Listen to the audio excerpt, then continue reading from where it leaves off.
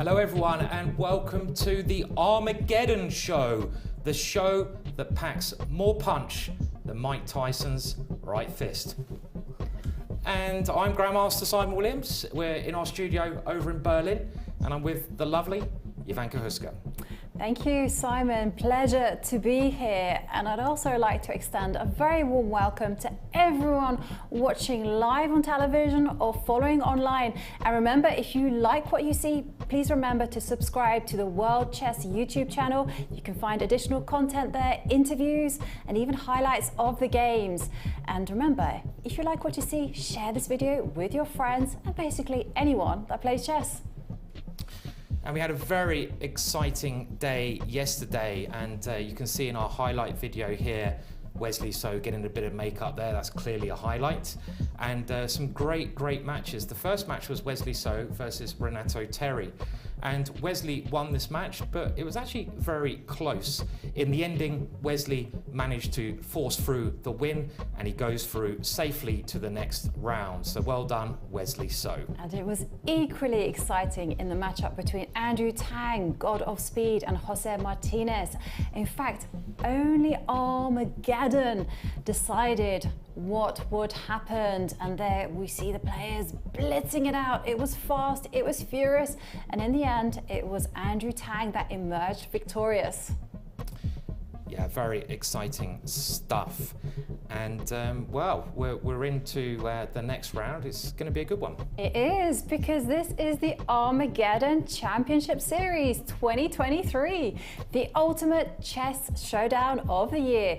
Remember, there are three qualifying events: the Americas, Asia and Oceania, Europe and Africa, and a very special qualifying stage, Women's Armageddon Week. A total of 8 players are participating in each qualifying event, and there are 32 players in total. 2 players from each region have qualified online, while 6 of the strongest players have received invitations. And actually 2 of the players that qualified online are playing today. We'll come to that very shortly, but we are broadcasting live from the World Chess Club in Berlin on Unter der Lindenstrasse. And we are kicking everything off with the America series. During this week, these guys are showing us how it's all done. And Simon, what a lineup we've had. Fantastic lineup. You can see the 2 online qualifiers there, Jose Martinez and Renato Terri. Unfortunately, Ray Robson and Eric Hansen have gone home, but I feel they might be enjoying a bit of Berlin as well at the moment. Yeah, and when it comes to playing chess, we have to mention one of our partners, the FIDE Online Arena, which hosts rated tournaments and games 24 hours per day. Join the arena and you'll get a FIDE ID, a profile on FIDE.com, and access to pro chess community, as well as official online ratings and titles recognized by the International Chess Federation. So play official games at chessarena.com. Let's bring up the brackets for today and we can see where everyone stands at this moment in time. Now, today's a very critical round. We're concentrating on the lower bracket, otherwise known as the losers bracket.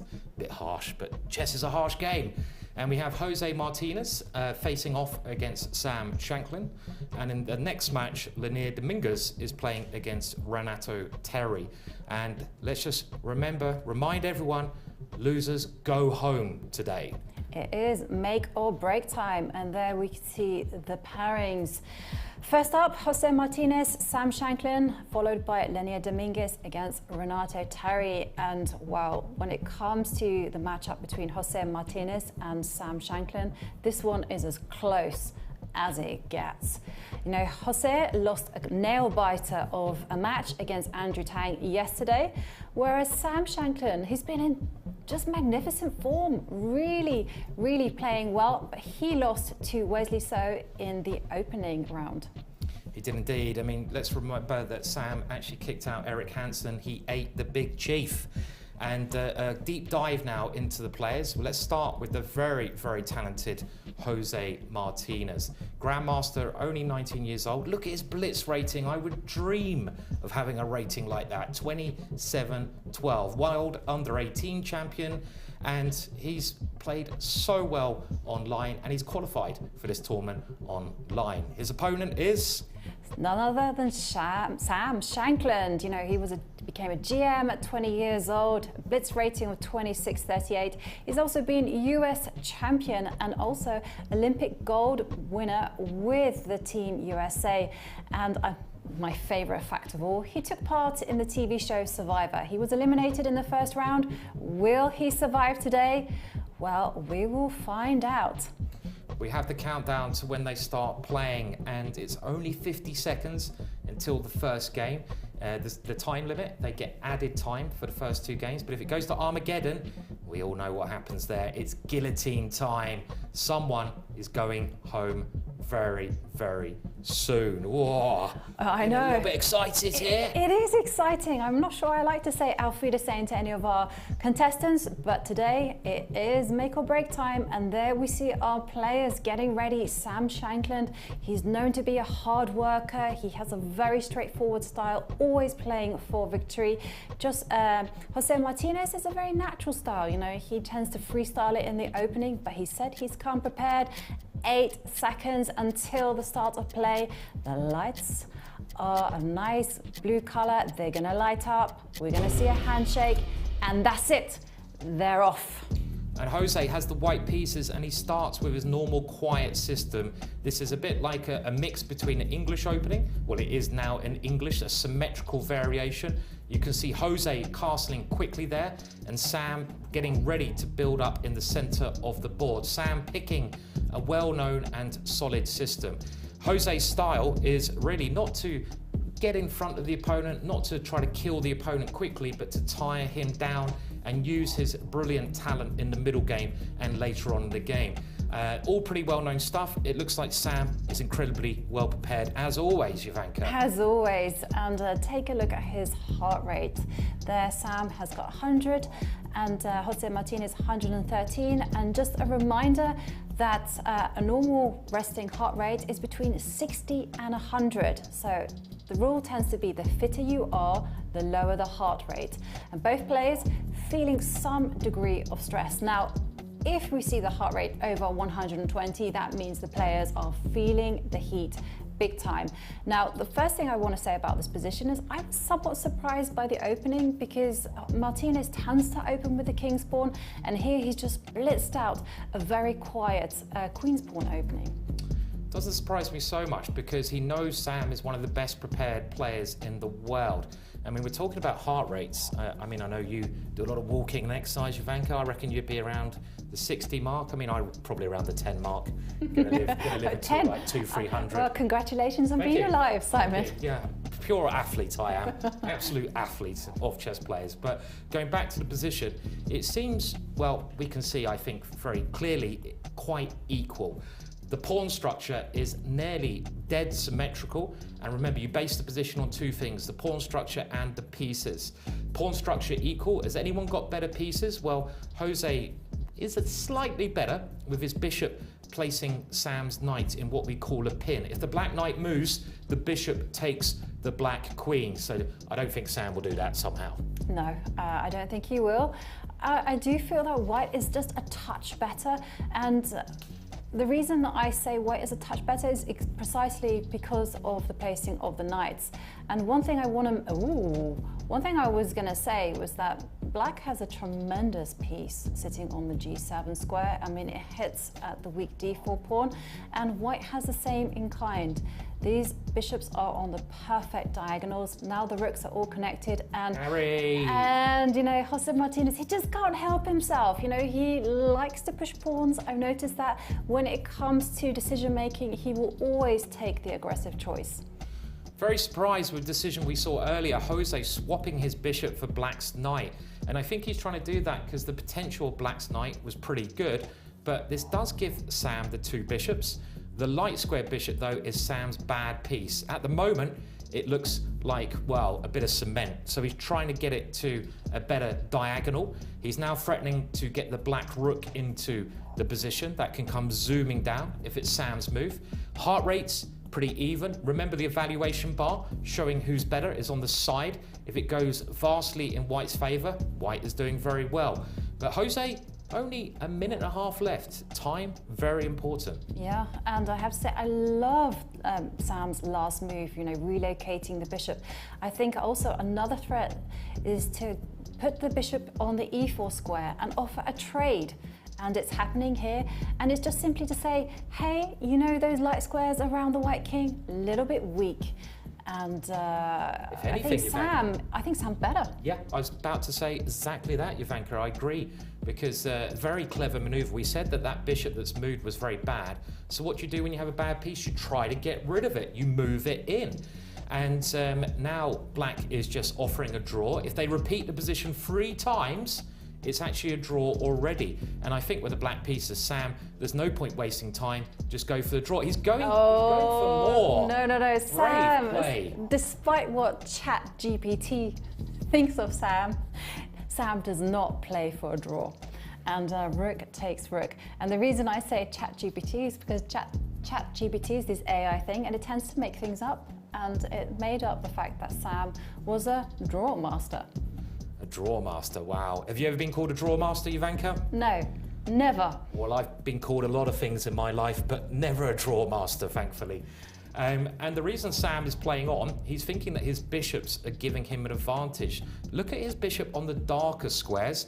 It's again using this idea of a pin. The white knight can't move because white would lose the queen. So Jose is just trying to swap pieces off and try to get a position which takes a lot of the sting out of any danger he may be facing here. I still think it's fairly even, but I would take the black pieces. The one danger I feel though is if it gets very low on time, Jose is going to have the edge. Sam, probably the better player in classical chess, but in this kind of format, Jose's more experienced at blitz chess. Yeah, absolutely. And big decision for Sam on the board. Should he trade rooks?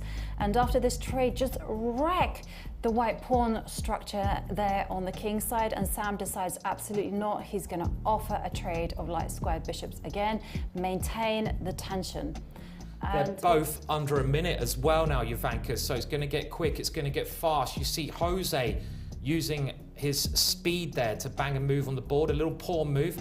More exchanges happen, and the white knight can it take the pawn? I don't think so. He just brings his king in because it's getting near the ending. The king is a very good piece in the ending. But can Sam move his queen to the left-hand side now? Where has he moved the queen? He's putting pressure on that knight. Look at the white knight. It can't move. So this is a bit uncomfortable for white.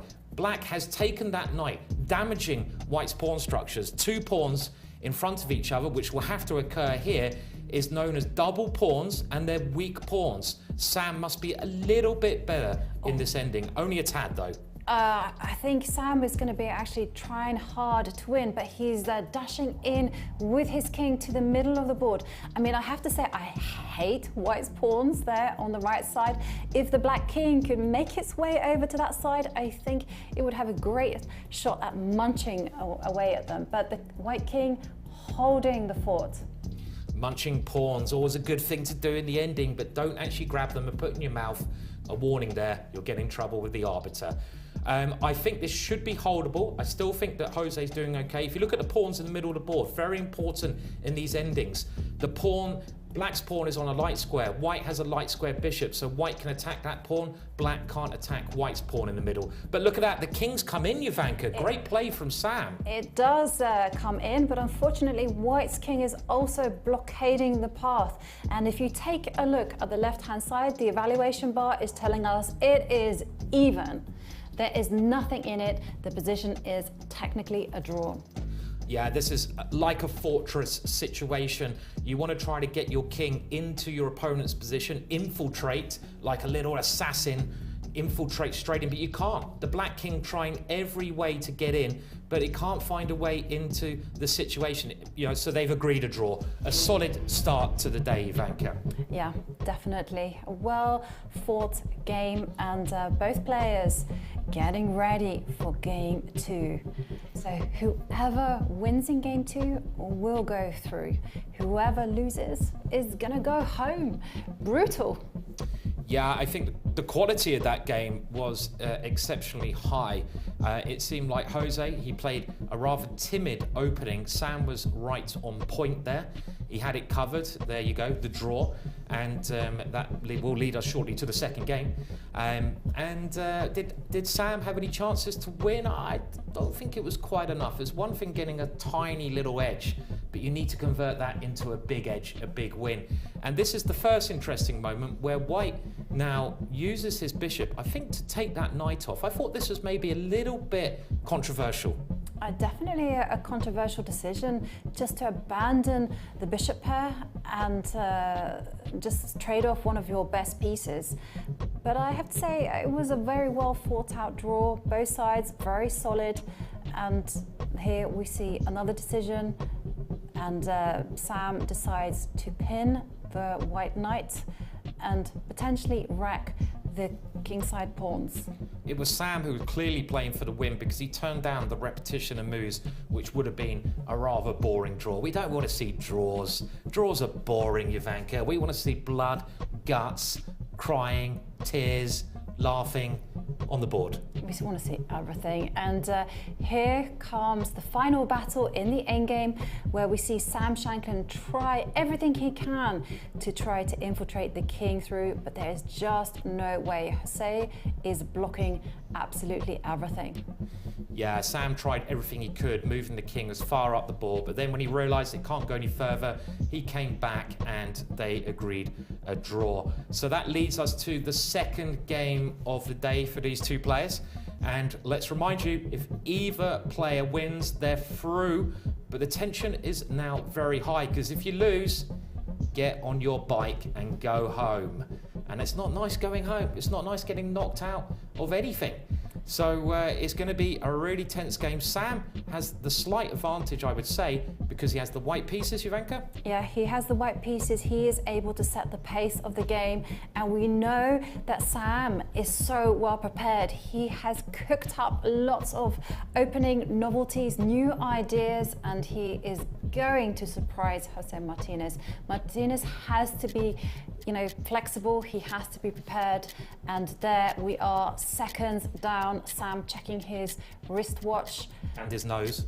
He's got a good nose for things. Shake hands, and they are off. And Sam opening with the queen's pawn, and he's playing his course, basically. He recommends this particular variation. What is Martinez going to play? Is he going to play solidly and strike out in the center with a pawn? Is he going to give a check with a bishop?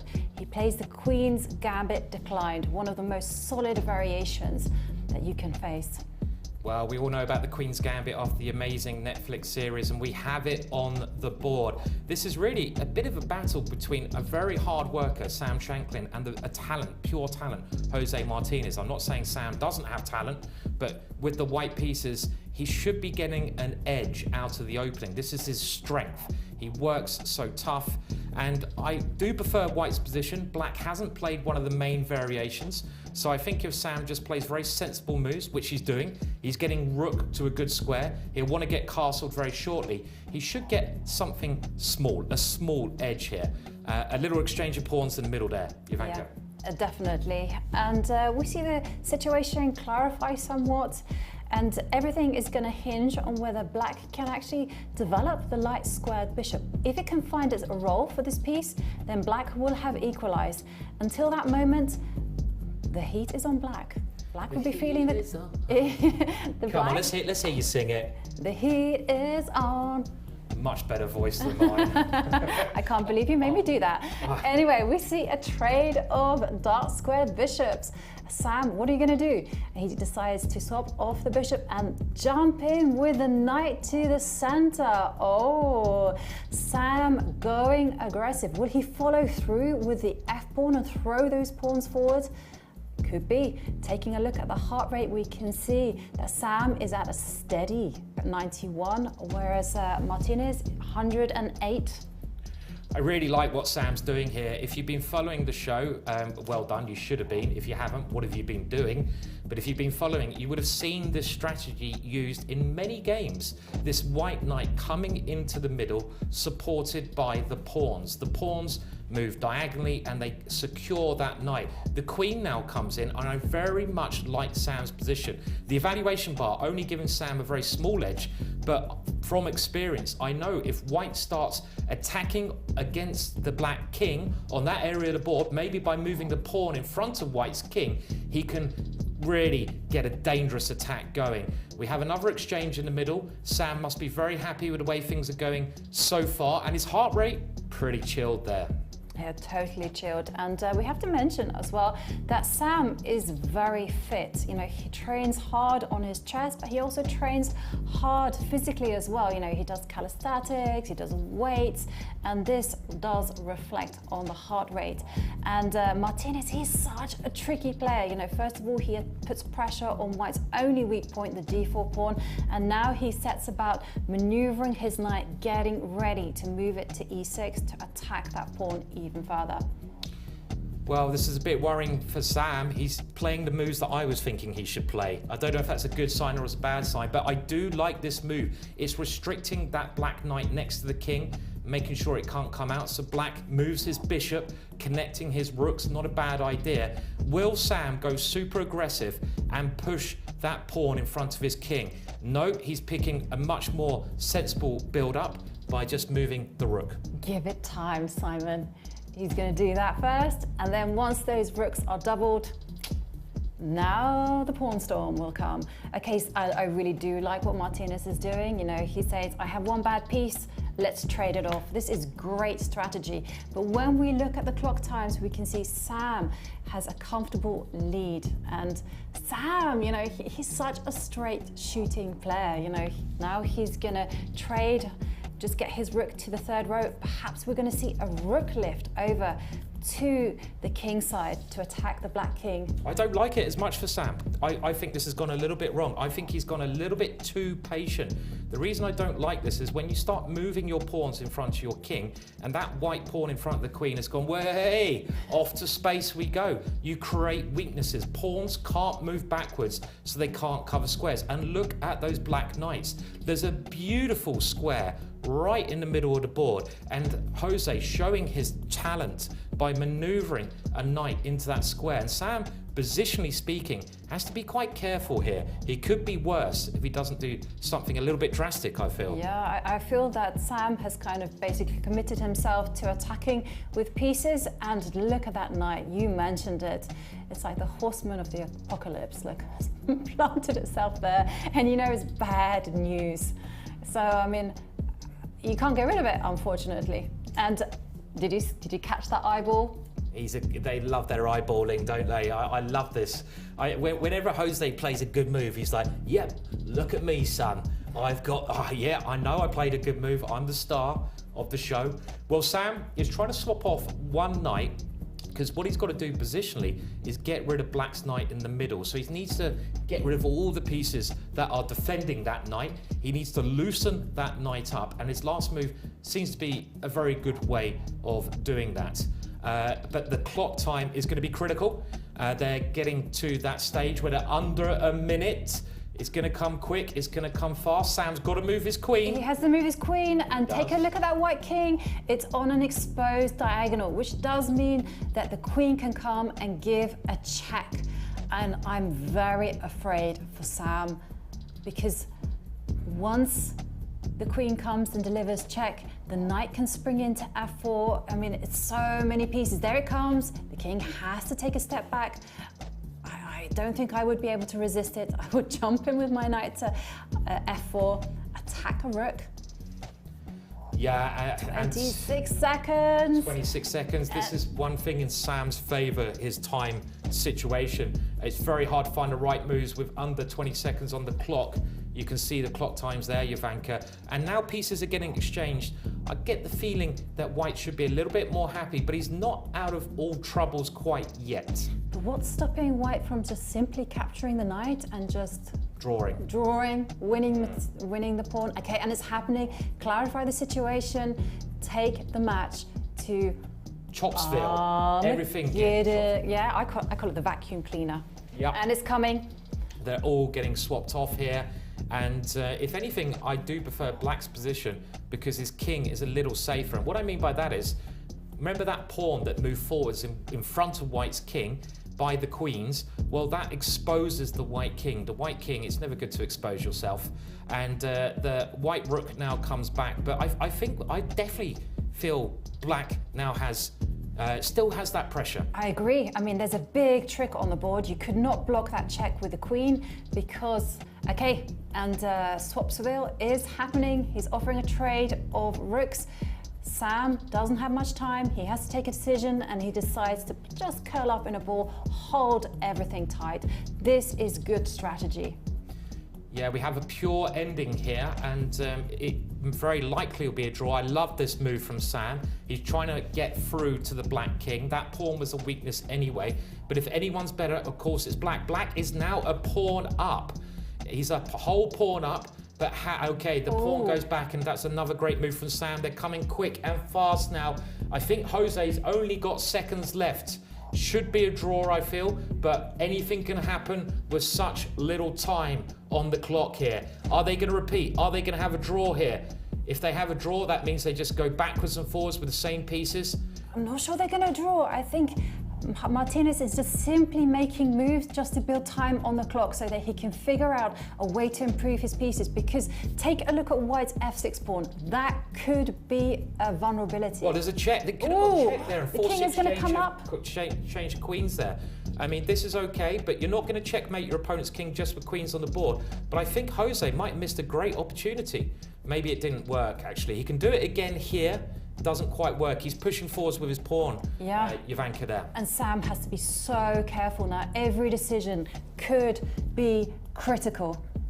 Sam fighting for the draw at the moment. The white king is getting chased a little bit around the board, but the black king is also somewhat exposed. I still think there should be a draw. So the black king is maybe trying to maneuver its way out of trouble here, trying to get into the middle of the board. Another thing so important in queen endings, where is your queen placed? If you have your queen in the middle of the board, as Jose does, the queen dominates. It dominates left, right, forwards, backwards. So that is another advantage that black has here. I still think a draw is likely, but he's really pushing Jose. He certainly is, and giving a few checks, and now he's going to, well, he's going to improve his queen a little bit more, and he's just waiting until the right time to bring in the king. Sam still, and we see a trade of pawns.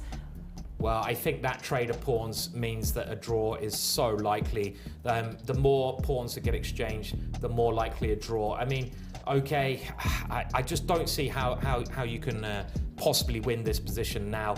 They can dance around, which they're doing, and they've been dancing around for a while now. The only way you can try to win this position is getting your king right up the board, but that comes with risk as well. I think they're going to repeat. I think it's going to Armageddon! Oh. We've had Armageddon every single day, haven't we, Jovanka? Yeah. Another draw there. They're on 1-1. Let's just remind everyone the score now. It's Armageddon, yeah. It's Armageddon. The match is tied. Nothing separates the two until Armageddon, where we will see a winner. And here we go. Simon, I feel the need. For some speed. For speed. Come on, give me a fist pump. Yeah. It's our favourite part of the day. Be careful, I don't want to take your wrist out there. And here we see how the game developed. We saw the pieces exchange off, and I felt like Sam put pressure on Jose Martinez, but somehow it just wasn't quite enough. Jose defended really, really well there, and we saw at the end even Jose taking a bit of an advantage and putting pressure back on Sam. I think both players defended well. I think the draw's a fair result. And Armageddon, well, I'm going to have to put Jose as slight favourite because he's very good at these tense, quick moments. Around about here, just before, Jose's got his knight into the middle, and he's definitely got a better position. I think Sam could have attacked with a little bit more urgency. And Jovanka, we both said here that white could be in trouble, and all credit to Sam for holding off the attack in what was a very scary looking position. It certainly was very scary, and I do feel that the clock played a big part in this game, because both players, they had the opportunity to apply pressure, but somehow the fast pace just meant that they took cautious decisions, and a draw was the fair result. That's right. Draw looked like a very fair result there, and well, here comes the countdown. Countdown to Armageddon, only on the chessboard, fortunately. And well, this is where it gets fast. This is where it's quick. This is where one mistake will lose you, get you kicked out, and it's a bit depressing when you have to go home and there's a lot of money on the line here, and there's a lot of money just for one game of chess. Such high tension. I know, and we should remind everyone at home, what are the rules of Armageddon? White will have 5 minutes on the clock, but needs to win in order to go through to the next stage.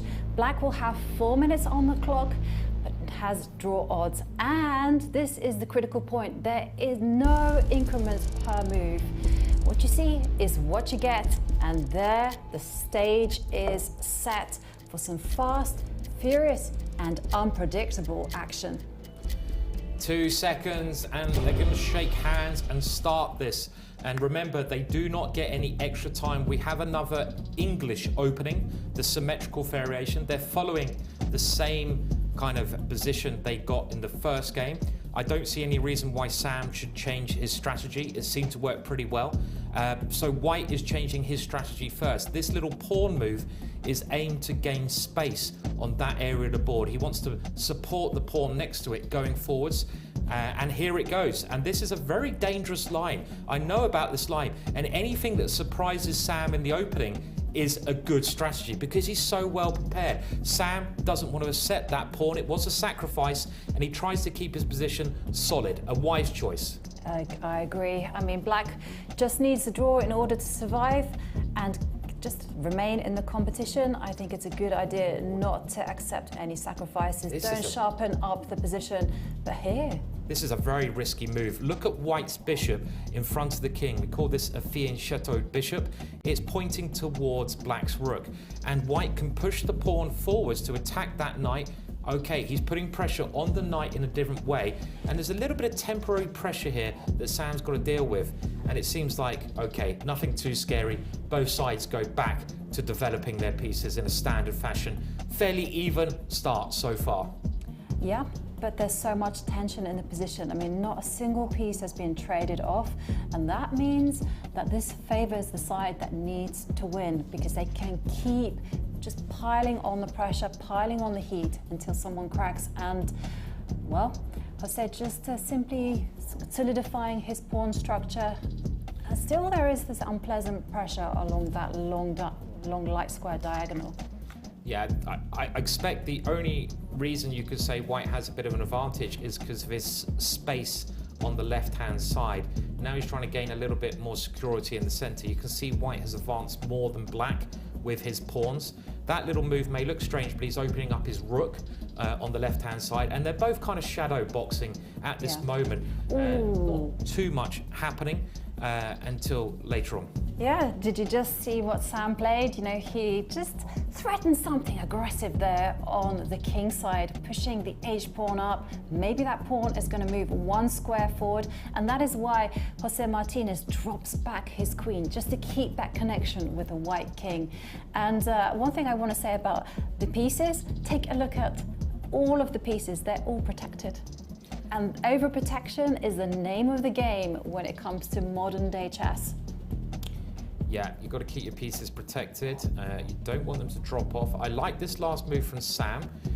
Valuation bar, not liking it as much as me, but when you're playing chess, you've got to think of good exchanges, bad exchanges. And the exchange of those bishops we've just seen come off must favor Black.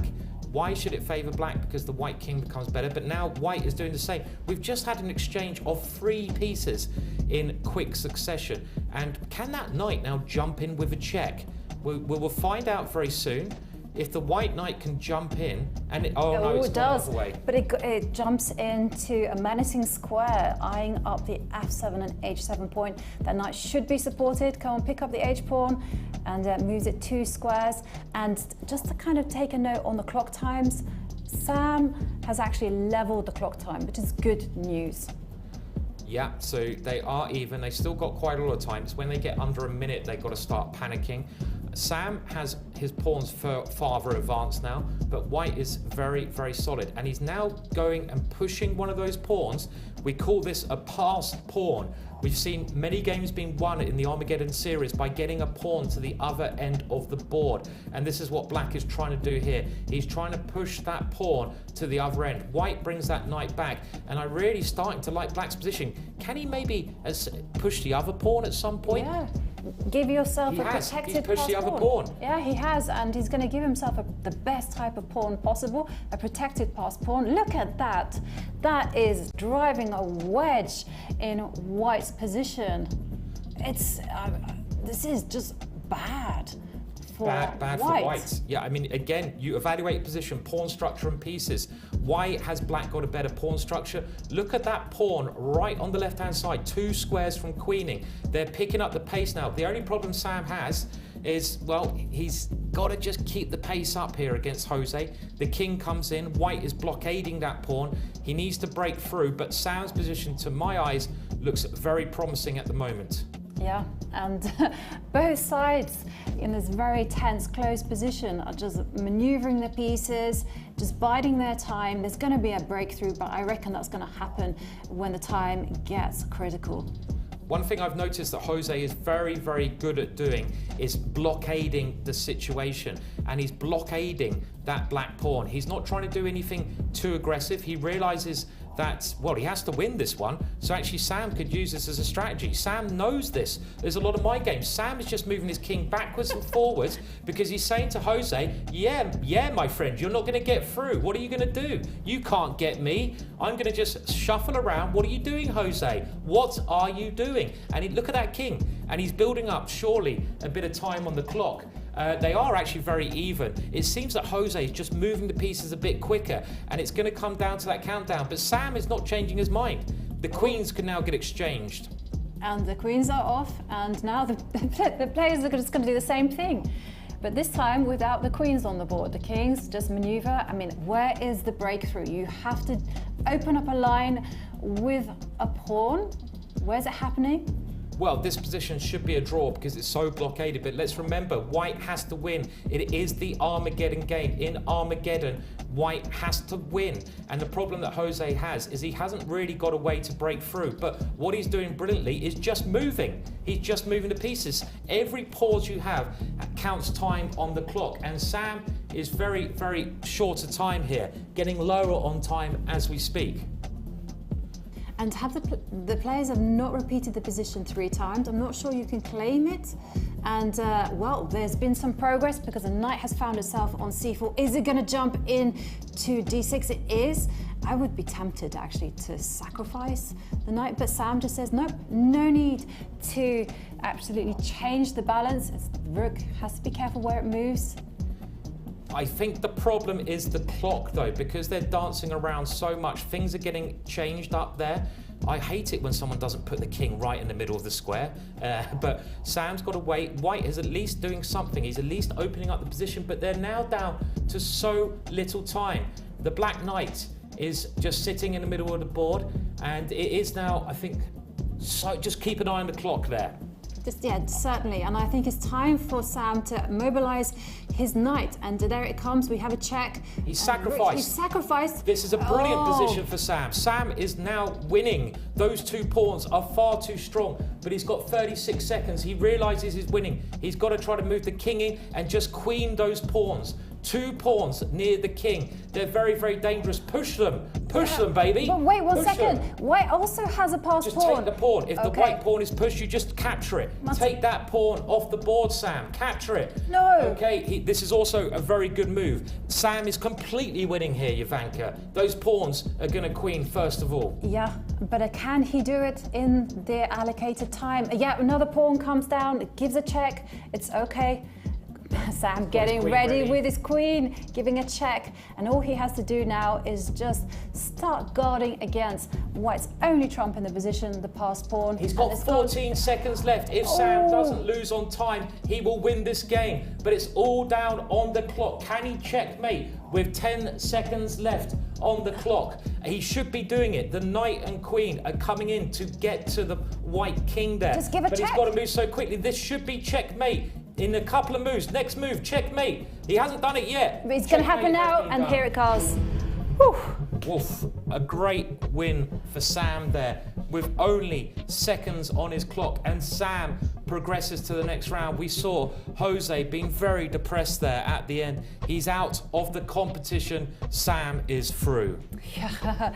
Sam surviving one more round, living on the edge. What an Armageddon game. That was just so tense. I mean, it got a bit crazy towards the end. Oh, I love it when it's like a race against the clock.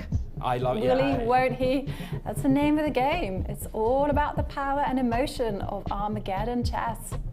That's it. I mean, you might have a brilliant position on the board, but you've got to translate that into a win. And this was the first point where Sam started to get a long-term advantage. Normally, your pawn structure gives you that advantage, and you could see the black pawn was actually the deciding factor in the game. That black pawn became the queen.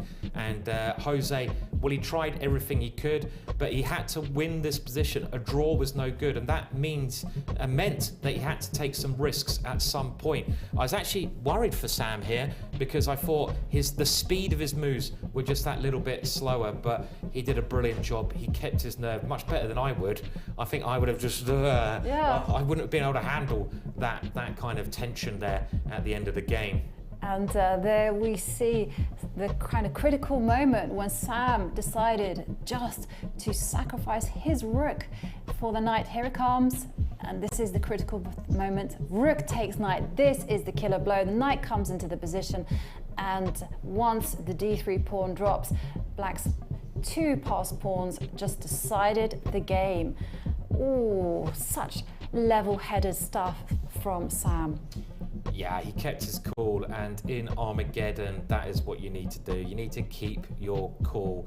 Don't freak out. Very easy to freak out and panic. It's the guy with the stable head that gets through.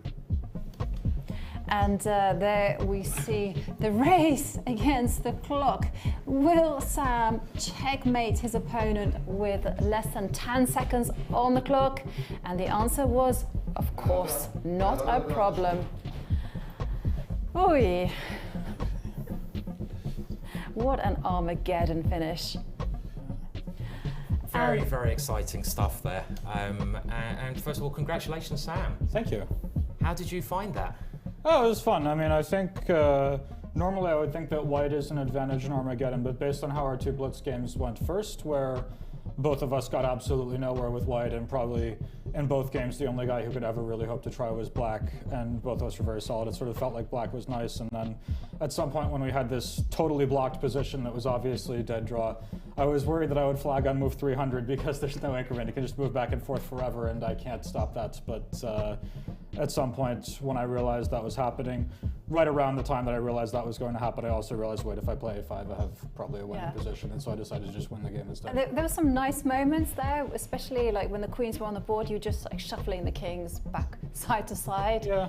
I mean, were you not worried at that point, or was it just... I mean, I certainly was never worried about my position. I mean, once I got the pawn to c3, like, the only question is whether black can be better. I don't really think so. When his knight's on c2, there's nothing to be done, but like, my only worry was, am I going to flag on move 300 after moving my king back and forth and not having a 50 move claim, because at some point we trade a piece or he plays something. But yeah, I mean, I was pretty solid that game, but just based on the format, I never thought I was safe or anything like that. Well, you're through now. It must be a bit of a relief as well. Do you feel more relief, or was it kind of a expected result there? We can bring up the bracket here. No, definitely not. I mean, coming into the match, I knew that even though, like, that I just came in expecting this to be roughly a 50-50 match. I mean, Jose is clearly a specialist in blitz and rapid, and I think in the past, I think his blitz score against me has been sort of good. But I came in expecting this to be 50-50 about, and you know, it certainly, like, the way the games looked, it didn't really look like either of us was really substantially stronger than the other or anything like that. Yeah. And in your last match, you mentioned that you came with a plan. Did you come with a plan to this game?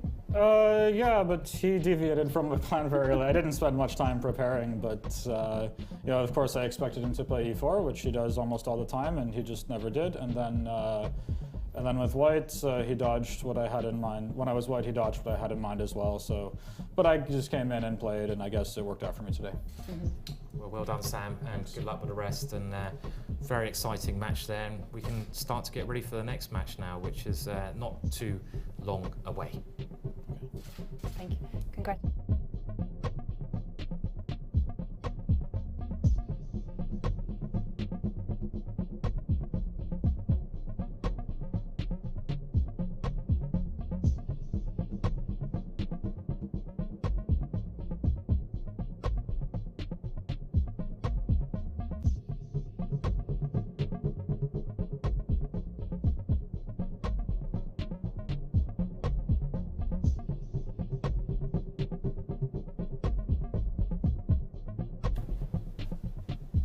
And I'd like to mention one of our partners. As a technology and digital privacy company, Kaspersky supports the secure advancement of chess in the digital space and its expansion into online tournaments. It's the perfect combination of human excellence and strong technology. And yeah, we're going to get ready for the next match now. So we'll shortly find out who is going to play against Sam. We have Leinier Dominguez versus Renato Terry.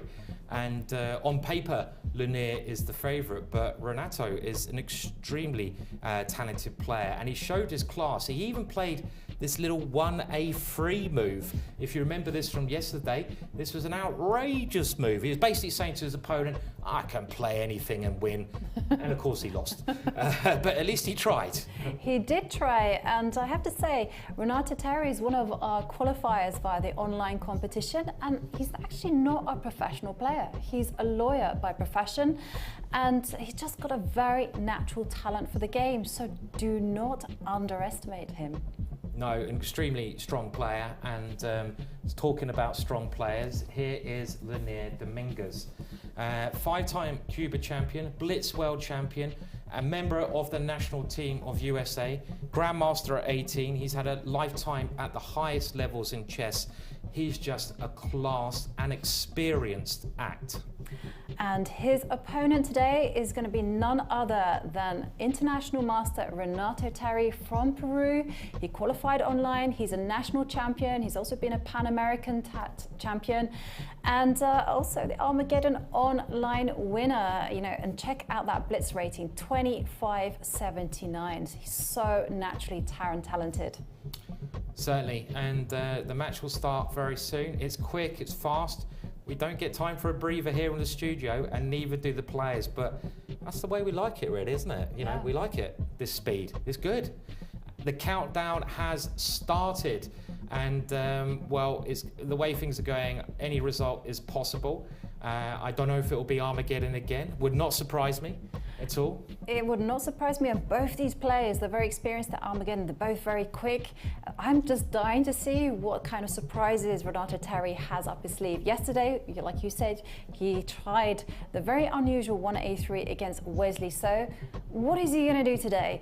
I mean, he told me Renato Terry told me his preparation in general. He basically looks at his opponent and decides what he's not going to play. So 15 seconds, 13 seconds till the start of play. Both players, they're getting in the zone. They're thinking about their strategies. They're looking at each other. 3, 2, 1. Lights are going to change. Handshake, and they are off. Now, Dominguez is an incredibly well-prepared player. Well, this is a really risky opening from Renato Terry. Okay, this is a slightly safer version of it, but you give away the center immediately by playing on the side of the board like that. So Dominguez knows the start of the game, the opening, incredibly well. He's built up the center. He's simply developing his pieces in standard fashion. And another rather strange move here, but clearly Black has a game plan here. Take White out of mainline learning, mainline theory, and try to play it in an unorthodox manner to confuse the more experienced player. Yeah, and I think he certainly will have succeeded here, because we have to remember Leinier Dominguez is not just an elite player, he's also a well-renowned second. You know, he's been second for Caruana. He knows his openings incredibly well. He has it all worked out. And what I like about Leinier Dominguez is that he plays and he believes in his openings. And he's not one of these guys who constantly switch things up, and he simply just maneuvers his knight to the e2 square. He gets ready to support the center, and he passes the ball back to Renato Terri and says, hey, you've given me the center. How are you going to deal with your crippling lack of space? And just checking out the heart rates, we can see Leinier Dominguez has gone up to 125. Did you see that surge? And Renato Terri has a heart rate of 113. And to remind everyone, a normal heartbeat would be between 60 and 100. The lower it is, the fitter you are. Yeah, I mean, it's a slow start, as we often see. Valuation bar is pretty even as well here, with white having the better center at this moment in time. But this move I was wondering about, I was wondering if it's playable. They have this symmetrical pawn structure in the middle of the board. The black pawn coming in there, really weird kind of position. I mean, it looks like white should have some good move here because black hasn't quite castled, but if not, it could just be lots of exchanges, equality. Okay, white makes the first exchange there, taking that pawn in the middle. I like it. And Leinier just reacting in a very calm and steady way. Big question as well for Renato. He captures with the pawn and he just simply gets on with maneuvering his knight to the g3 square. I'm expecting also white to just push the c-pawn one square forward, just grab some space and get ready to develop the dark squared bishop. Yeah, so pretty solid start. I mean, we don't have a symmetrical position anymore. It's going to come down, though, I feel, to who's got the better pieces. They're both quite even on time. The heart rates, since the first couple of rounds, it seems they're much more nervous. Everyone had much higher heart rates. They've chilled out to this format a little bit. Maybe they should practice this format by going to the fairground, getting on a spinning wheel, you know, one of those ones on horses, and playing some chess with the bright lights going. I think that would be perfect practice for the Armageddon tournament. And they're just bringing their pieces out in standard fashion at the moment. Yeah, and I do really like the speed of Renato Terri. I mean, one of his comments that he made yesterday in his match against Wesley So was that he felt he lost not because of the chess skill, but actually because of the use of time. He felt that he took too long in his decision making, and here he's playing quickly, he's playing fast, he's putting Leinier Dominguez under a lot of pressure. I actually feel that black will be quite happy with the way the opening's gone. He's played this unorthodox style, a kind of opening that Dominguez could not have expected. And he's got his rooks connected, he's got all of his pieces developed now, the knights and bishops are out. I mean, I don't think he's better here, but I think he'll be reasonably happy at least. I think he will be very happy. I mean, after all, I don't think black has a single bad piece. The only question is, like, how is black going to continue? But, you know, that situation can be dealt with on a later stage. And we see the rooks come into the center, and here it comes. Leinier is grabbing space, pushing the pawn up to a4. It's probably going to advance one square further, and just to cement those pawns there on the left. One thing that has worried me so far about Dominguez's play, he is one of the older players in the field, and he seems to be a little bit more, maybe not nervous, but slightly slower when the time gets very, very low.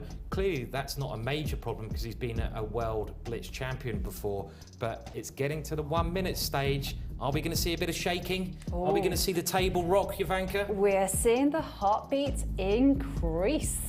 And, you know, I have to say, like, a general rule of thumb I have is that once the players hit that 1 minute mark, well, the heat is on, the pressure starts taking over, and this is where the fog starts descending, and you can just be at risk of just losing your mind. So far, again, they're just building up to this quicker finish. Renato Terri under a minute, so is Dominguez now.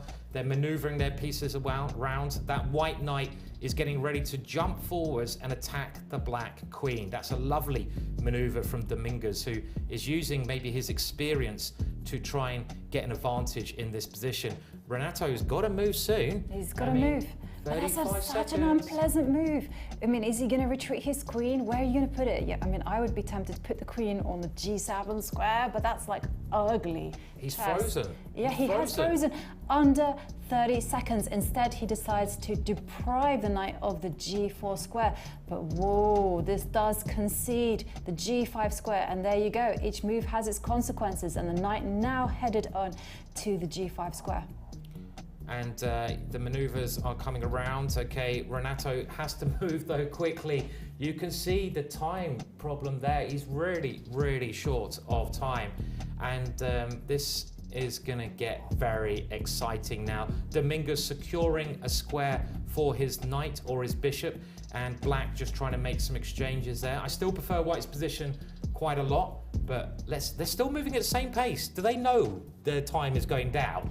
Wow. Someone told them, okay, they've got to speed up. Okay, they are speeding up now, and Black trying to exchange queens. I like this idea. Very nice move from Black. It is a lovely instinctive move. You know, when you're in trouble, it's always a good idea to trade off queens. And now the pressure is on Dominguez. He doesn't have so much time. He's now under 20 seconds. Does he trade queens? I would keep the queens on just for fun. Well, this is where I get quite nervous for Dominguez, because he doesn't pick up the pace as much as I think he should do at this part of the game. On the other hand, Black banging out the moves with confidence. They're both so short of time, increasing pressure on the center of the board there with that last knight move, the knight coming in. But look, Dominguez, move, my friend, move, move, 5, 4, move.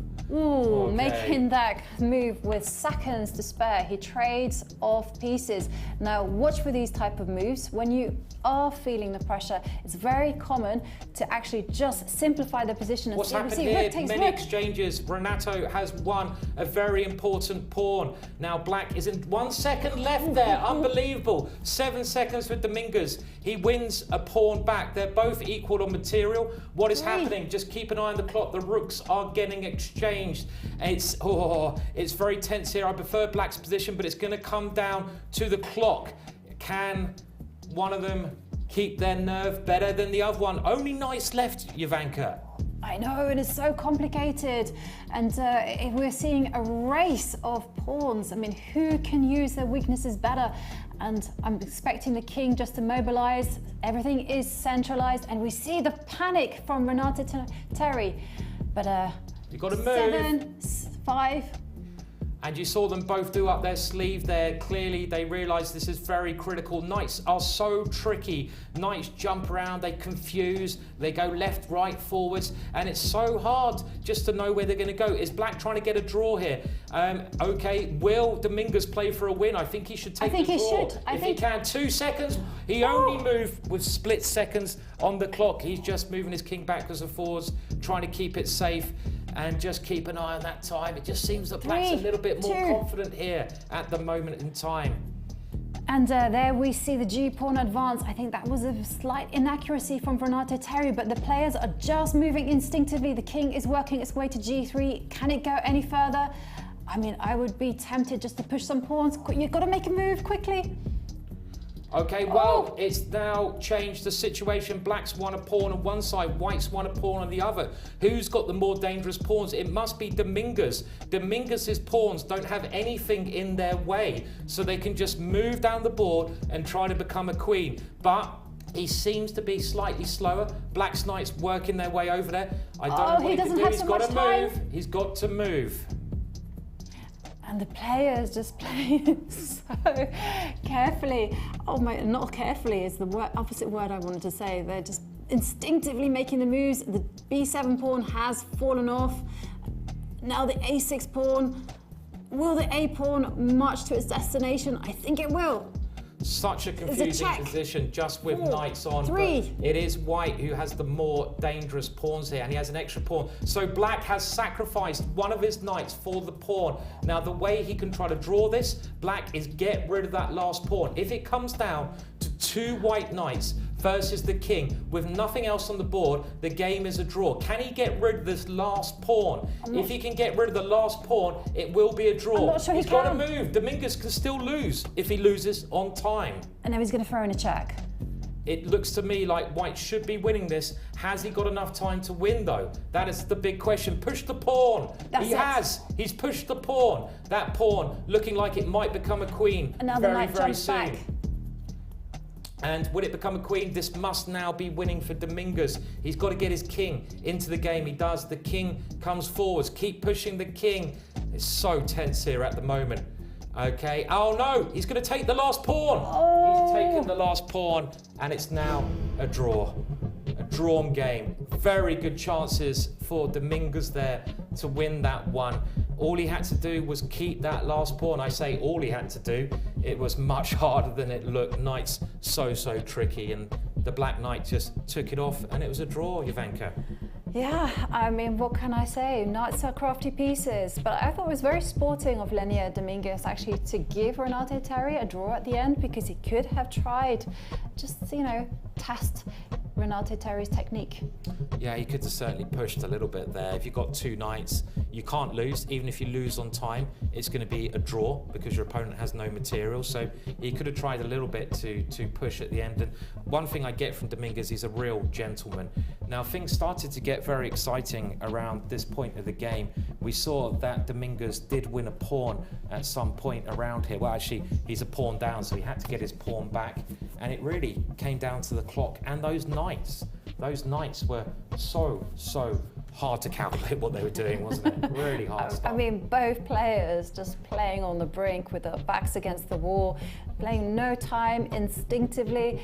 It wasn't about calculation, it was just about moving the pieces and just hoping for the best. And we saw here that Dominguez got a good advantage because it's equal on material, but who has the more dangerous pawns that are more likely to become a queen? In the ending, this is a key point to remember. If your pawns are more dangerous, if they're more likely to become a queen, then you normally have the better edge. And Jovanka, I thought White was going to win this one here. I thought so too, but you can just feel the panic in the air, and somehow or other Renate Terry with his two pieces manages to do the impossible. And here comes the check, and once the king moves, the knight takes the pawn and sacrifices itself, and we get into a position which is completely drawn. And Leinier sportingly does grant the draw, and we are 50 seconds away from the second game. It is make or break time. Renate Terry will play with the white pieces. We know that his strength is not in the openings, so he's always looking to launch that first surprise. That's right, and it is that advantage having White. So I don't think he's going to put too much pressure on Dominguez at the start of the game. I mean, this could be, I think it'd be the first day with double Armageddon if it goes to another draw. But if either player, just to remind you, wins this game, they go through and they knock out their opponent.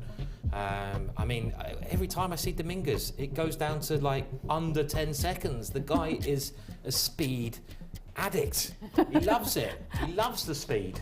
I think he's an accidental speed addict, as you say, Simon. And the clock has ticked down, the lights have changed, the handshake has been made, and the players are off, and we see an opening called the Trompowski. Oh, what is happening here? I think the players forgot to start the clock.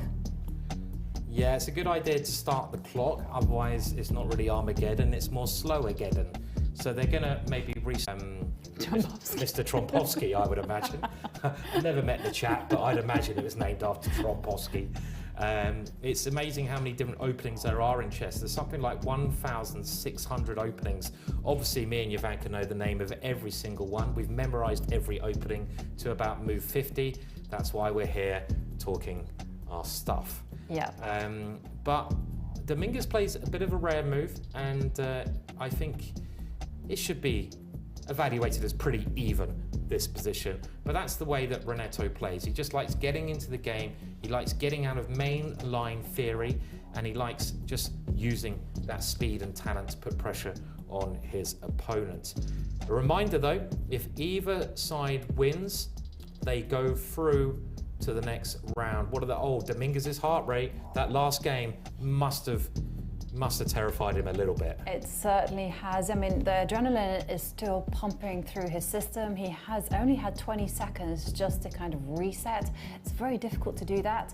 And Renate's last move, retreating the bishop to the f4 square, that's somewhat surprising.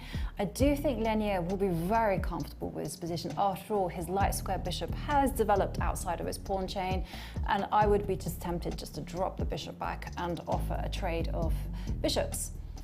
Yeah, Dominguez's strategy throughout this competition has to be to play very, very solid moves. Play solid, good moves. Don't take too many risks. And it's worked so far, apart from when he lost, of course. But now, a bit of a coughing there. I'm glad he turned away. Never nice to cough over your opponent. There have been some strange strategies used in chess matches in the past. There was a famous incident, Karpov versus Korchnoi, where they were kicking each other under the table. Have you ever tried to kick your opponent, Jovanka? I have, when I was like 6 years... You kicked your opponent? Yeah, well, wait. Okay. When I was 6 years old. You actually kicked your opponent? I did. That's not very nice. I got told off many times, but it was just because I was very fidgety. And I haven't yet hired a hypnotist, though. No, that was another thing from that very famous World Championship match where one of the players, I think it was Karpov, hired a hypnotist to sit in the first row to stare at Korchnoi and try to put him off his game. I love these old stories from chess matches. They're fascinating. Back to the game now. It's still building up. Dominguez heart rate 130. Keep an eye on the valuation bar. It's in the middle. And it normally stays in the middle until much later on in the game. And can you remember who you kicked, Jovanka? A fellow child. A fellow child, okay. Hang on, so you're admitting to kicking a child? No, I was a child. Yeah, but you still kicked a child. Yeah. But... Yeah, okay. So you kicked a child. Jovanka has said it live on air. She kicked a child. Now, let's... Sorry. I'm only joking. Of course, the child deserved it. So, back to the game, I think. Be careful what you say. Okay, so there we see Renate actually castle his king. And taking a look at the clock times, we see that Renate Terry under a minute. And you have to remember, he was feeling very uncomfortable in his match against Wesley So yesterday because he took too long. And for Leinier Dominguez, he has all the time in the world. He's advancing his A pawn, maximizing everything he can on that side of the board. Now we see pawn takes pawn. I'm expecting the B pawn to kick away. And look at that space that Leinier controls there on the right side. He wants it all, now he wants to trade off light square bishops, pawn takes. He's doing everything right. Queen moves to b7. Now the rooks are actually going to support the c pawn. It's actually very difficult to come up with an active plan for white. Yeah, Dominguez's style is to just build up nice and slowly like this and not loosen his position, not give any chances to the opponent. The time here is, again, this important factor. And let's remind everyone that the first game was a draw. So if either side wins this game, they go through and the other player goes out. They go home. If this game is a draw, we get... Armageddon! I mean, looking at the position here, Jovanka, I'm actually thinking that I prefer White's position because Black has one weak pawn and White has a little bit of pressure against it. Maybe nothing too serious. I kind of like Black's position just because I'm thinking of the future. I'm thinking if you can just pick up that knight on d7, transport it over to c4. Oh, look at that. Leinier and we're channeling the same thought. I don't know whether I should be worried for Leinier, but now the knight will come to c4 and start looking at the b2 pawn. Just sit on the space and again ask White, what are you going to do? Yes, time, so important. Leinier still moving quite slowly, but he's up on time. And that last move from White, White also has ideas with his knight. He's trying to move his knight into a better square. You can see the difference in body sort of language there. Leinier just really composed. On the other hand, the adrenaline is running through Terry's body there. The knight does jump in, as you said, Jovanka. Will that knight be able to stay there? I'm not sure. because it's not a complete outpost where the black knight is, because white can kick it, not like under the table, but kick it with a pawn. Just move the pawn forwards and give that knight a little boot. White's looking a bit more confident, and are they both down to 30 seconds now? Both of them hovering around the 30-second mark, and this is not good news. You need to speed up. Yeah, this is where you need to just change the pace. You can't keep playing at the same pace and spending. Okay, he kicks the knight away, and the knight now retreats. Black's pawns are very far up the board, but I don't mind White's position. White's knight is also ready to jump in, fairly even at the moment, I feel. I do feel it's fairly even, but it's too even. I think it's very double-edged. You know, White's knight's beautifully placed, and it's not very easy to see how Black is actually going to make an inroad with those two pawns. That's a beautiful move there love from it. White. White goes in with the bishop. Now, if the bishop is exchanged, White's knight comes in and forks the queen and the rook. And look at this, White making good progress. The rook coming in. It looks to me like White is doing a really good job. 7 seconds, and did you see Dominguez shaking there? Dominguez in serious trouble here. His queen's got to go back, and White just keeps coming forwards and forwards. He has those rooks on this lovely file. Positionally speaking, White has a big advantage. On the clock, White has an advantage. White has all the edge, but Dominguez now increasing the pace, kicking that queen away, and the queen comes in. Just keep an eye on the clock there. It's going to be close. Black trying to exchange rooks, and I think they're just moving now. Dominguez has half the time of his opponent, so White still in the driver's seat. Are we going to see an Armageddon, or is it going to be a decisive result, Ivanka? At the minute, it's looking like it's a decisive result, and Dominguez protecting the B pawn for all it's worth. The queen just moves. Renate playing very tricky moves. Leinier making his move, advancing the A pawn. Queen just moves. Both players just shuffling the pieces, trying to build up the time. Oh, Dominguez, no time on the clock. And I love this next move. That White knight is trying to find a better square. There is a tactic here. If the queens get exchanged, then Black can sacrifice the knight at some point, which will actually be winning for Black. I think Dominguez is pulling this around on the clock and on the board. Did he not touch that with his pawn? He's touched it. He's got to play touch a piece, move a piece. That is a rule in chess. And if you touch a piece, you have to move the piece that you touch. Dominguez moves his knight back to attack the pawn. Dominguez taking control, and he moved with just barely seconds on the clock. 5 seconds left. The queen comes in with a check. Is he going to get a draw? No. Petrol. Seconds left though, Ivanka, now on the clock. The knight comes Black. Black is a pawn up. White just trying to use his queen to cause some hassle to the Black king, but White's pieces, they move in towards Black's king. 4 seconds now. Black clearly doing well. Can he keep his cool? White opening up position. Black trying to get the queens off the board, and the queens are off. That is only going to help Dominguez. And now we're going to see a trade of knights here. If he wants to hold on, but look at that White's position. I mean, Black's pawns are so good. Look at that, rook comes into c2. The A pawn is going to fall, so does the B pawn.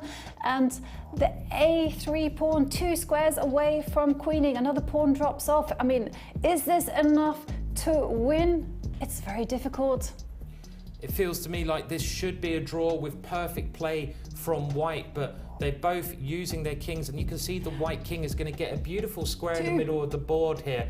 I mean, I expect Armageddon to be really likely, and now Dominguez is basically saying, okay, I'm going to give that pawn back to make sure I don't lose this game. It should be a draw now. White has the more compact pawn structure. Black has double pawns. You see those pawns in front of each other, and that makes the position a little bit hard. White still playing for a win. He's still trying everything to win this game. The White king now coming around. It's a little bit tricky for Dominguez, but of course it should be a draw, Ivanka. I think it should be a draw, but take a look at those improvements that Renato is making to the position. You know, he's playing so quickly. Now the White king comes in. It's not easy. I think it was a bad decision for Leinier to actually just give back the pawn. Yeah, I mean, Leinier was, if anything, better, and he thought he'd get an easy draw by playing like this, and it probably is a draw, but he's got to defend a little bit here. Armageddon most likely, and let's just remind everyone, it is now again a draw in the first match they had. Either side wins this, they go through, and it could be Armageddon though if it's not the case. Black has got his king to the center, that must be a good thing. Can he now swap the rooks off? He just retreats. White making more progress though. Yeah, he's certainly making more progress both on the position and on the clock. But Leinier has found a fortress, he's cut the white king off, and this should be enough to guarantee the draw. Yeah, the problem that white has is that there's a force field with the black rook. The black rook on the open line is just making sure the white king cannot do anything that good. It can't come forwards, it can't attack the pawns, but Leinier's shaking there a little bit, and the position has changed. I'm not sure why he did that. That was a horrible idea from Dominguez. Dominguez has allowed the white king to break that force field, and this to me now looks actually quite tough to hold. There might be another exchange of pawns, it should still be a draw, but the white king is just so active in this position. And Leinier Dominguez finding an excellent defensive resource, going for the f4 pawn, and Renato is actually going to grab the g5 pawn, but look at that, great technique from the American player. After king takes pawn, I'm expecting the king to step up, attack the rook, and now you have to move the rook. I was thinking you can move the king to attack black's rook, but it's not going to help. And now with the pawns been exchanged, I feel a draw offer is not a silly thing to do here. There's hardly any material on the board. Oh, hang a minute. He nearly stumbled there. You might as well play on. You just got to get your king in front of your opponent's pawn, and unless anything amazing happens here, we're going to Armageddon for the second time in a day. There we go. They did agree a draw. And what have we got now, Jovanka? We have Armageddon. Put that in your pipe and smoke it. Yes. Armageddon 2 times in a day. And wow, 1-1 there. And well, we're getting so much action today, Jovanka, in this great event. And I mean, fasten your seatbelt, Simon, because we are in for a bumpy ride. And now the knight comes back. And in this position, I mean, we saw some trades happening. We saw the indecision, the panic, the clock pressure, everything in. I mean, what a move. Queen takes pawn, pawn takes rook. It's decision time. And it's not very easy to play these positions when you just have no time whatsoever. Yeah, it's really interesting seeing the format of this, because we got to this ending where Dominguez managed to hold it, but Renato Terry, he was really pushing. And the reason that white's better is twofold. His king is more active, the black king is not very good. In the ending, you want to have a good king. And also the pawn structure. Black has these 2 pawns in front of each other, and they get in the way of each other. It's like a traffic jam, a queue to the position. But they're in to the countdown now. Yeah. I mean, let's have a little reminder of the rules. And Armageddon, well, do you want to say the rules? The player with the white pieces will have 5 minutes on the clock, but needs to win in order to get to the next stage. Black will play with just 4 minutes, but gets draw odds. There will be no time increment whatsoever. What you see on the clock is what you get. This is fast, this is furious, this is unpredictable. It will get mean, it will get dirty. Are you feeling lucky, Simon? I'm always feeling lucky, thankfully, you know, otherwise I'm a bit of an optimist, have to be in life, I feel. I think this is Dominguez's 3rd Armageddon, is that right? 3rd Armageddon. I mean, Dominguez at least has some experience already, you know, that might calm him down a little bit, and I think they're gonna start now. They're off. And Dominguez playing with the white pieces with 5 minutes in a must-win situation. And Renato Terry using the same approach he took in game 1. And he doesn't really matter. He doesn't care so much about playing with less space. All he wants is a position where he has very easy play. And he's pushed his f-pawn, chipping away at the white center. Yeah, again, a bit of an unorthodox opening from black. You can see white's pawns in the middle of the board. Look at them. They're like this little mini triangle of, you know, horrible sort of units coming forwards. But the idea that black wants to get from this is play around those pawns. His knights come in just to blockade those pawns. And what black is trying to do is keep the position as blocked as possible. Why does black want to keep it blocked? Just to stop any tactical chances. I really like what Dominguez has done though. He's captured in a way that I wouldn't have considered, and he might be moving another pawn forward soon, which would be a super aggressive way to play. But first of all, get your knights and bishops developed.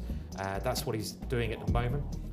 I like white. I like the way this has gone for white. I think the reason Dominguez changed is because he wasn't happy about the opening in the last game, but this seems a better version to me. I agree there, Simon. I mean, for me, this is my dream white position. I mean, it's just all about getting the king to safety and pushing those pawns, kicking that knight away.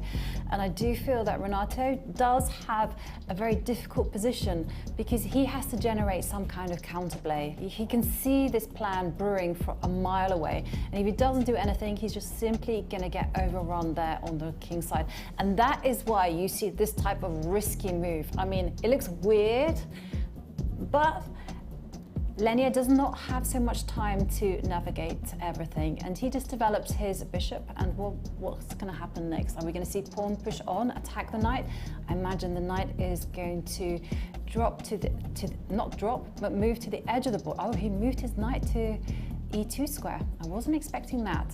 Have a look at the evaluation bar. I mean, this indicates just how good white's position is, and it's zooming up. The computer really liking Dominguez's pawns in the middle of the board. The heart rate, well, they're both much higher than they were earlier, understandably. I think I'd be about 300 by now with my heart rate after going through all that excitement. And just again, a couple other factors that makes this good for white. White has more pieces developed. White has more pawns that can mobilize. And here, that pawn in front of the white king, I would be really considering moving that 2 squares forwards to attack black's knight. I mean, you've got to win this game. You've got to take risks. First of all, Dominguez connects his rooks, but at some point, surely you move that pawn, Jovanka. Yeah, I mean, but I have to say, I really do like Leinier's last move. Not only does it connect the rooks, but it also attacks the pawn on b5. And as a certified pawn grabber, I completely approve. And that's why Renato Terry just moves his queen to defend the pawn.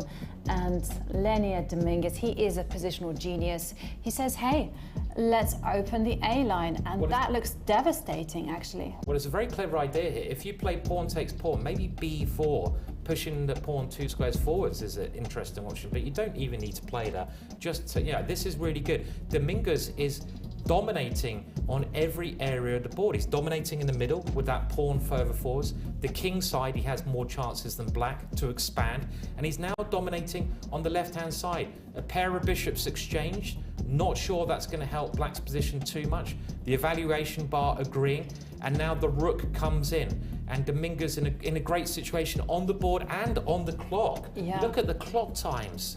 And he, something else that's amazing about Leinier's position is that he has a very straightforward plan. Double the rooks on the A line, just go munching, go pawn hunting, take the pawn on A7, also hunt the pawn on C6, which can't advance very easily. And something you've got in the pocket in all situations is actually to kick back the knight on F5. Yeah, he hasn't pushed forwards on the king side because he thinks, Dominguez, that he can win this game just by playing on the queen side. Let's remind everyone, this is the Armageddon game. White has to win. If black is able to defend this rather horrible position, has he really only got 17 seconds? Well, I know he's down on time. Dominguez has a big time advantage. He knows, he realizes he's close to going through. His heart rate going up and up as well. What he does, only have 50 seconds left, and you don't get any extra time per move. White has won a pawn as well, Jovanka. Yeah. To quote Gordon Gekko, greed, for lack of a better word, is good. I mean, just look at this position. The rook is on the dream row of 7th row. The queen is coming in.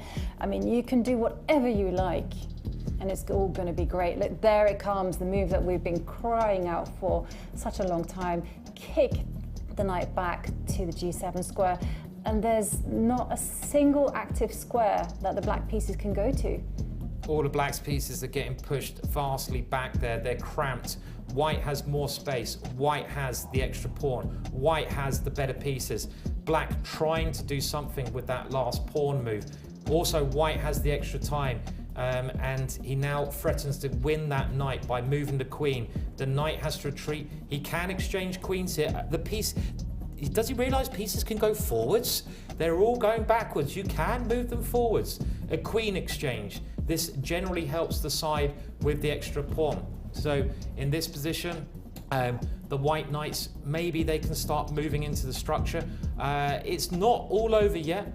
Renato Terry is defending very well and he's picking up the pace. I'm surprised that Dominguez has slowed down. He doesn't need to slow down. It's quite an easy position to play. He's excited. Just take a look at the heart rate. I mean, that's telling us a figure that does not lie. You know, his heart rate's up to 152. He feels the win and he's ready to pounce. But you cannot let your emotions get in the way. And the knight doing all sorts of magic. You can't move a knight like that. That knight, he changed his mind drastically, and black is now getting a little bit of activity, but he has 23 seconds. I know, 30 seconds. If you just play quickly here with the white pieces, then those pawns looking fantastic. This is great position for Dominguez. He'll be kicking himself if he does not qualify from the structure he's got here. He's got 2 pawns farther advanced. He's got extra pawns. He's got extra time. And the only hope I think black's got is to play instantaneous and pray.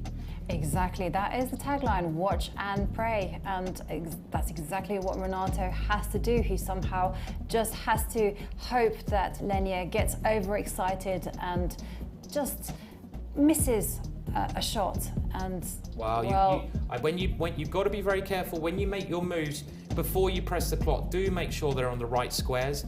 It's not good sport otherwise. And this move causing a little bit of trouble, but white is now coming through the center of the board. Dominguez still has a minute left at this moment in time, and only seconds, 11 seconds I think, for Renato Terry to finish the game off.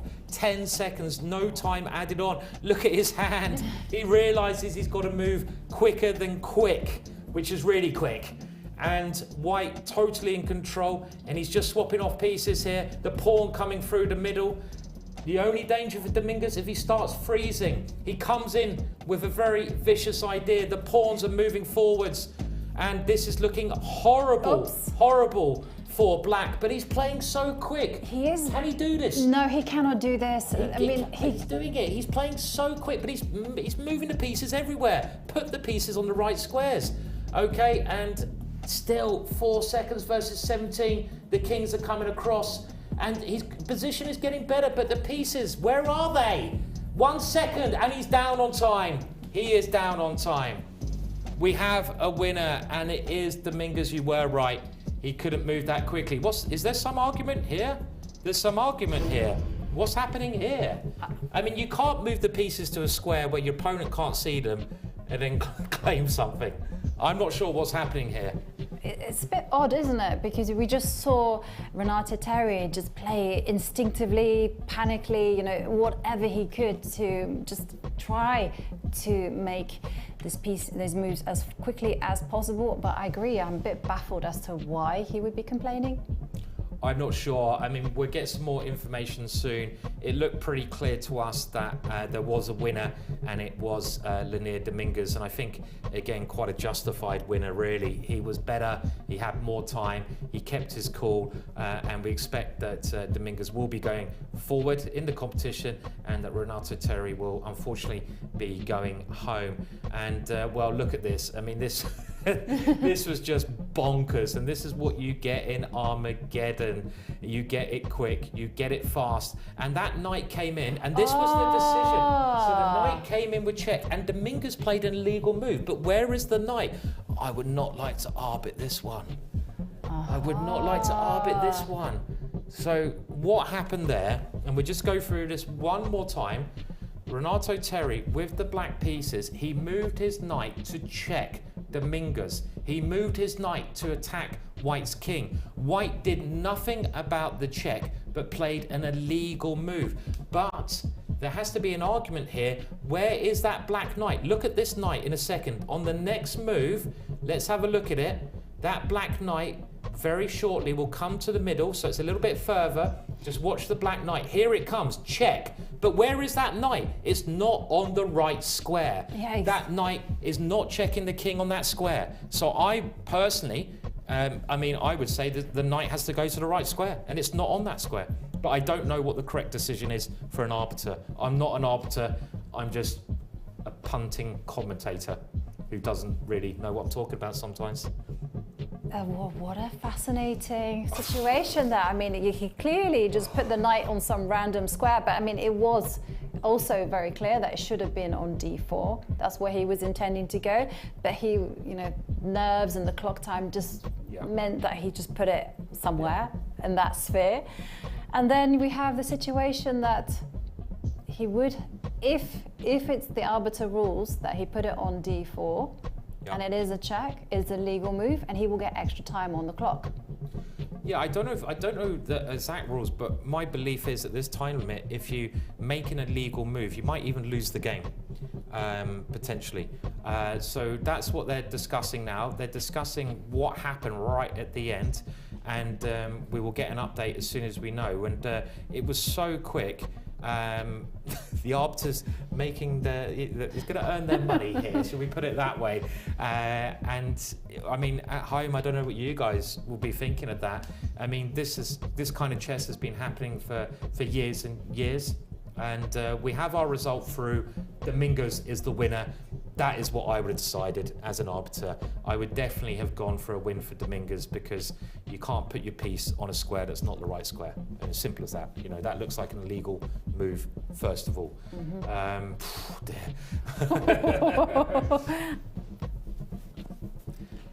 So, okay, let's have a look at some of the highlights. And oh my words, this match, all of Dominguez's matches, they're full of tension, they're full of pressure, but he is staying in the competition. Both players, well, their nerves must have been so high. They both had an argument at the end of the game. You can see Renito there shaking his head, and in the end, that is going to be his reaction. He's not going to be happy. And look at the finish, to this exciting match. Dominguez keeping his cool better.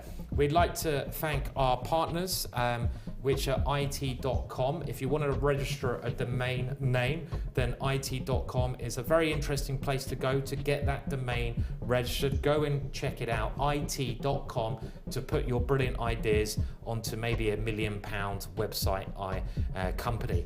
And wow, well, Jovanka, what have we got in store for us next? Well, a lot of entertainment, a lot of action, and here are the pairings that we're going to see. Wesley So will face off against Andrew Tang. Meanwhile, in the lower bracket, Sam Shankland and Leinier Dominguez will be playing for their lives, and we'll find out everything and more tomorrow. Yeah, another day of Armageddon. Loads of explosions on the board, loads of time pressure, loads of shaking hands, loads of sweating here, at least, just watching it. I need to calm down after that. And that was exciting. And that's what we're getting with the Armageddon series.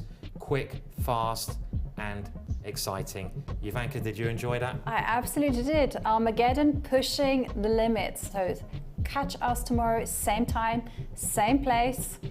Yeah, and it's been a pleasure. Goodbye, everyone. See you tomorrow for more action.